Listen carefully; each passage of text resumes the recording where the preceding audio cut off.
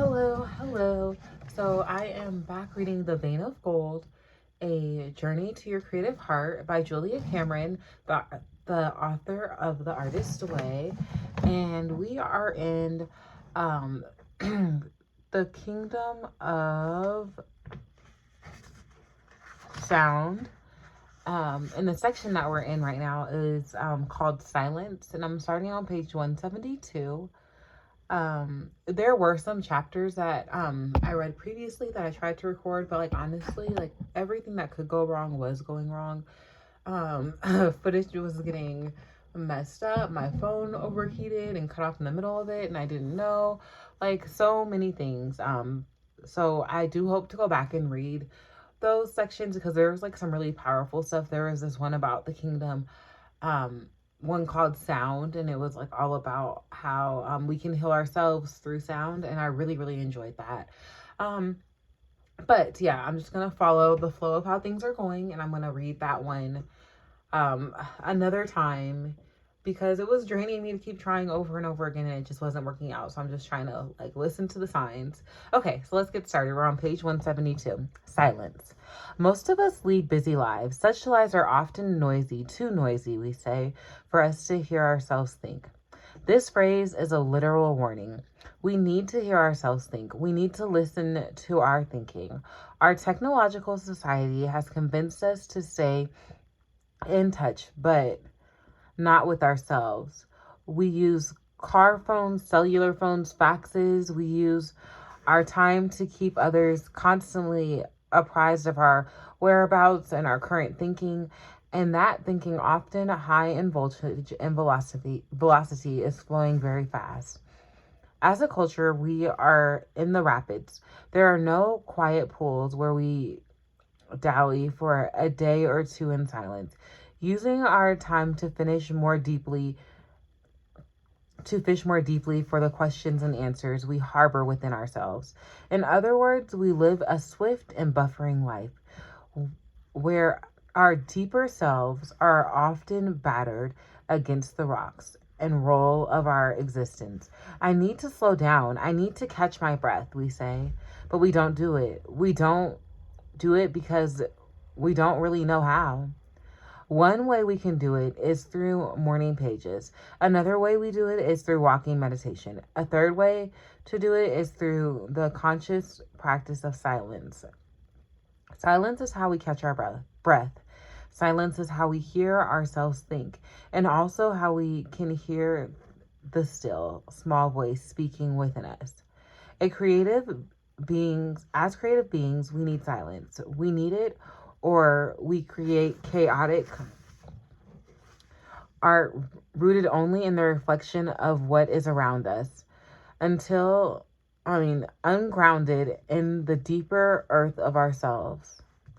The deep earth of self is what theologian Paul Tillich calls the ground of being. His synonyms for God. We don't need to think of God when we think of the ground that silence brings us to, but often we do. More accurately, we may suddenly feel that God is thinking of us. In silence, great swaths of our life may suddenly begin to make sense to us. So that's why that happened. We may suddenly think, meaning our job change, our marriage or divorce, the shift in a friendship with a formerly close friend, thinking of God, even if that thinking is simply mulling over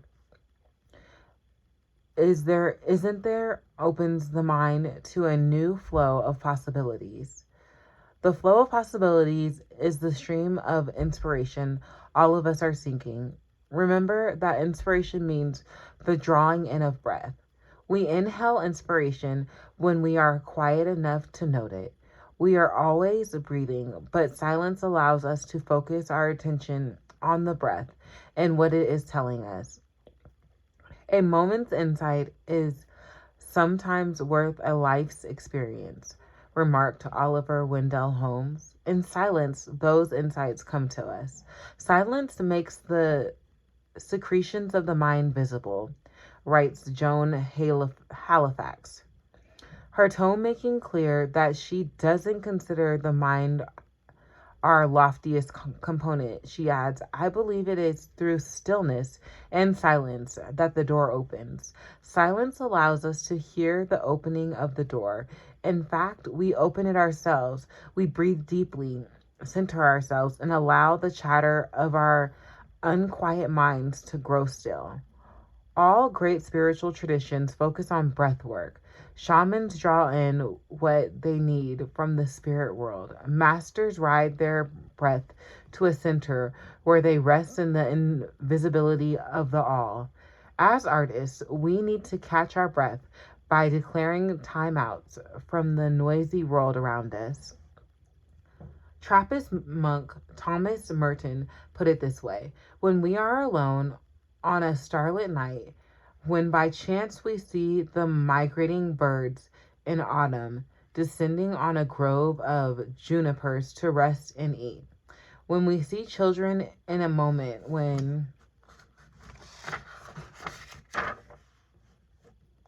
they are really children, when we know love in our own hearts, or when, like the Japanese poet Basho, we hear an old frog land in a quiet pond with a solitary splash. At such times, the awakening, the turning inside out of all values, the newness, the emptiness, and the purity of vision that makes themselves evident, provide a glimpse of the cosmic dance.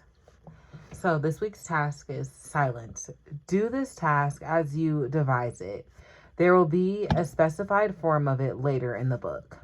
Okay, that was short and sweet. So since this one was so short, I'm gonna go ahead and read the quotes on the side. In silence, like a poultice comes to heal the blows of sound. Oliver Wendell Holmes, Sr. It is only in the intentional silence of visual and meditation, or in the quiet places of nature, that we encounter the song of the universe. Like the wind through the telegraph wires, this song echoes along the pathways of the cosmic web. It includes the celestial spinning of the planets, as well as the hum of insects and the dancing song of the grass. It includes the song of all the ancestors and spirits, as well as the beating of our own hearts. Caitlin Matthews. Nothing in all creation is so like God as stillness. Mr. Eckhart. I really like that one. The true human is someone who is aware, someone who is moment by moment totally and completely merged with life. Out of that capacity of inner and outer listening comes the quality of human. Joseph Ryle. Okay, that was it. I will come back hopefully in a little bit and read the next section. It's interesting, like this one felt like honestly right on time because I have been just I can't remember if I said it at the beginning of this recording, but just like struggling to like know what to say, like when to say it, if I should speak, just like needing to center myself and just being alone. Been very, very much in like habit mode. It's weird. I like yesterday, this is just like a practice sketch, but I painted this and like I wasn't really sure what it meant, but like after reading this, like I think what it meant is like I need to like go back within. Okay, that's it for now. I don't have any pearls of wisdom. Enjoy having like a less structured task this week. I definitely will. And bye for now.